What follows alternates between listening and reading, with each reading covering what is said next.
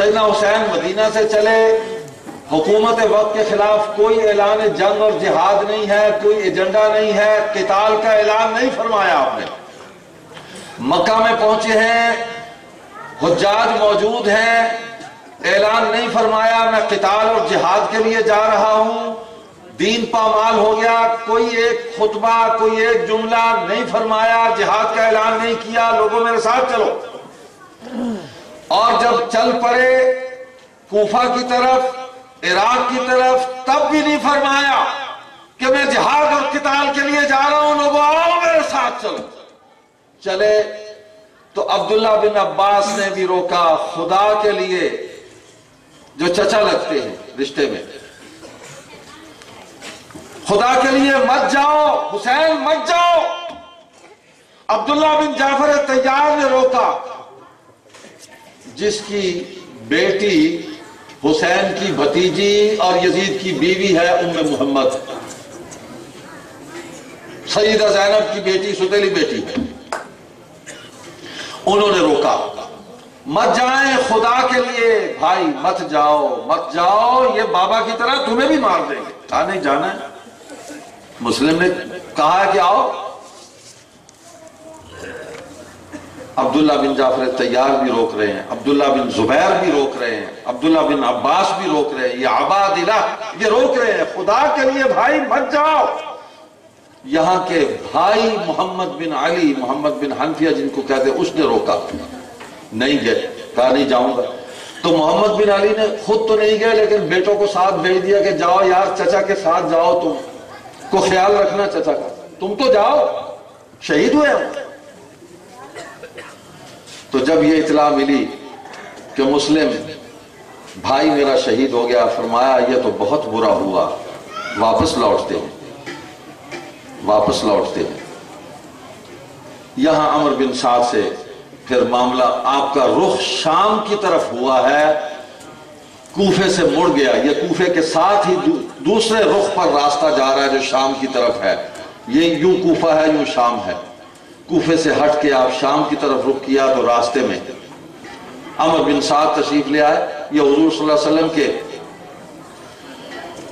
ماموں لگتے ہیں رشتے میں، حضرت سعد بن ابی وقاص ان کے بیٹے ہیں، ان کو بھیجا، وہ مقابلے پہ آ گئے، گفتگو ہوئی، بات چیت ہوئی اور معاملہ فہمی ہو گئی، نتیجے پر پہنچ گئے، سازش کو بھانپ گئے، یہ 60 کوفی بھی ساتھ تھے، اب 12,000 خط بھی سامنے رکھے، یہاں خطوں کی تعداد بھی اب بڑھنے لگی ہے۔ معاملہ طے ہو گیا کہ ہم آگے چلتے، انہوں نے کہا کہ 3 باتیں ہیں میری۔ حضرت حسین نے صلح کی شرائط پیش کر دی، باطل سے صلح ہوتی ہے؟ فرمائیں مجھے، میرا سوال ہے تاریخ ایک طالب علم کی حیثیت سے، یہ معاملات ایمانیات کا حصہ نہیں ہے، حسین رضی اللہ تعالیٰ عنہ ایمان کا حصہ ہے، یہ تاریخ کی روایات ہیں، مختلف ہیں، متضاد ہیں، ان کو اکٹھا کر کے ہم لے کے اپنے ایمان کو بچانے کی ایک سعی اور کوشش کر رہے ہیں۔ تو حضرت حسین رضی اللہ تعالیٰ عنہ نے 3 شرائط پیش کی جو دونوں اہل تسنن اور اہل تشیع دونوں کی کتابوں میں الفاظ کے تغیر و تبدل کے ساتھ موجود ہیں، لیکن شرطیں وہی ہیں، ایک ہی بات، جہاں سے آیا ہوں واپس جانے دو، یعنی مدینہ واپس جانے دو مجھے، یا مکہ لوٹ جانے دو، یا مسلمانوں کی سرحدات پر کہیں بھیج دو جہاں جہاد ہو رہا ہے۔ کون بھیجے؟ کافر، کافر جہاد پر بھیجے گا حضرت حسین کو، اس کو یہ فرما رہے ہیں میں وہاں مجاہدین کے ساتھ رہوں گا، جیسی زندگی وہ گزارے گے میں بھی گزار لوں گا۔ تیسری بات یہ خلو سبیلی، میرا راستہ چھوڑ دو، مجھے یزید کے پاس جانے دو، اذا یدی علی یدی یزید فہو ابن عمی، میں اپنا ہاتھ اس کے ہاتھ پہ رکھتا ہوں، میرا چچا زاد بھائی ہے، میں جانوں وہ جانے، میں معاملہ اسے طے کرتا ہوں۔ یہ الفاظ تاریخ کی تمام کتابوں میں موجود ہیں، جو دلی کے اندھے اور کانے راجے کی طرح تاریخ کو پڑھتے ہیں اس کو بھی پڑھ لیں، اور یہود و نصارہ کی طرح اللہ کے احکام پر وہ بھی ہاتھ رکھ دیتے تھے اور دوسرے صفحے کا حکم پڑھ کر کہتے تھے یہ ٹھیک ہے، اس کو مانتے ہیں۔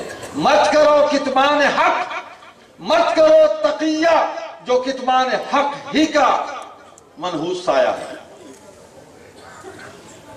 تمام کتب میں لکھا ہوا ہے بالاتفاق، نہیں ہے اس پر اختلاف. جانے دو میں اپنا ہاتھ اس کے ہاتھ پہ رکھتا ہوں. اب مجھے کہو گے یزیدی ہو گیا، میں نے سے ذکر یزید. میں حسین کا جملہ سنا رہا ہوں. حسین شہید غیرت، حسین شہید کربلا، حسین مظلوم کربلا. میں ان کے جملے سنا رہا ہوں، اپنی بات نہیں کر رہا.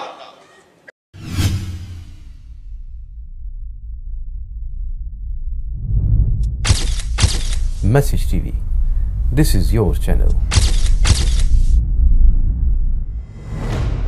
This is your channel.